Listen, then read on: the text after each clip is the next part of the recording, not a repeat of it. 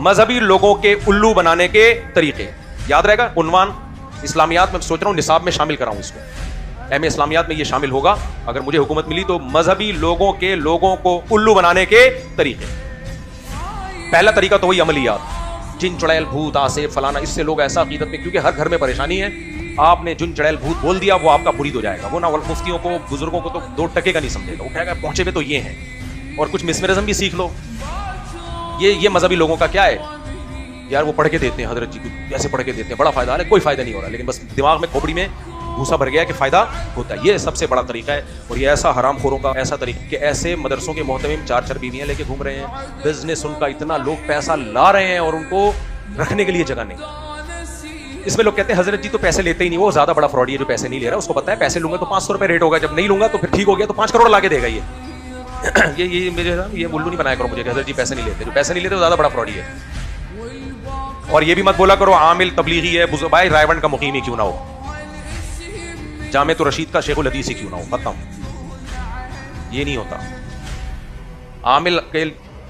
عامل سے میری مراد جو جن چڑیل بھوت کا کام کرتے ہیں. بس یہ کہہ دیا کافی ہے.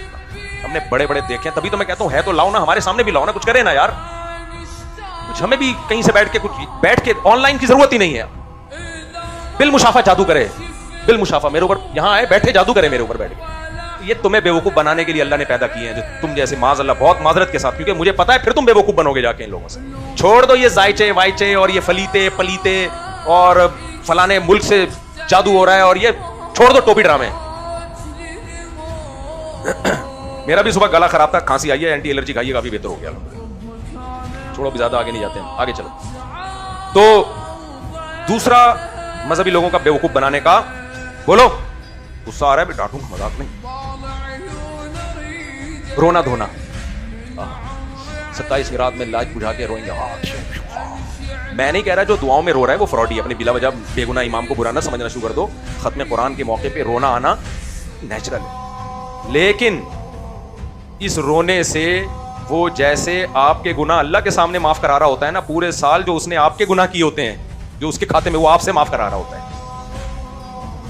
بھرم ڈال کے کہ میں اتنا نیک ہوں, ایسا روتا ہوں, میں غلط نہیں ہو سکتا. مجھ سے اس پنکھے کا حساب کیوں لے رہے ہو کہ یہ پیسے کہاں گئے؟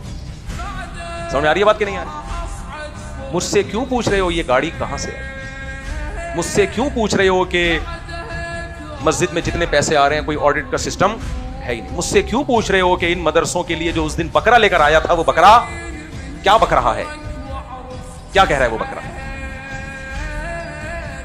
تو پھر ایسے امام کی ایک عادت یہ بھی ہوتی ہے جس سے اس کو خطرہ ہوتا ہے نا, فرض نماز کے بعد اس کا نام لے کے اسپیشل پیکج کی دعائیں ہوتی ہیں اس کی. یا اللہ جمشید صاحب, سب سے بڑا ٹینشن میرے لیے کون ہے, اندر کہہ رہا ہوتا ہے جمشید صاحب, یا اللہ جمشید صاحب کو خوب مال و دولت عطا فرما. جمشید صاحب تو چوڑے میں آ گئے, مجھے اتنا پروٹوکول مل رہا ہے یار, آئندہ جمشید صاحب بولیں گے ان کے خلاف. دیکھو عقیدت کی چادر ہٹا دو. ہمارے مولانا راشد تھانوی رحمہ اللہ نے ایک بات لکھی ہے, عقیدت کے بجائے نا محبت کرنا سیکھو. عقیدت میں انسان اندھا ہوتا ہے, محبت میں عشق معاشقے میں تو اندھا ہوتا ہے, لیکن علماء صلحاء سے محبت میں اندھا نہیں ہو جاتا انسان. عقیدت کا مطلب ہے حضرت جی ہیں بس پہنچ گئے, اب کہیں کوئی بھی کسی بھی ٹائم پہ کہیں بھی پہنچ سکتا ہے, کیا خیال ہے بھائی؟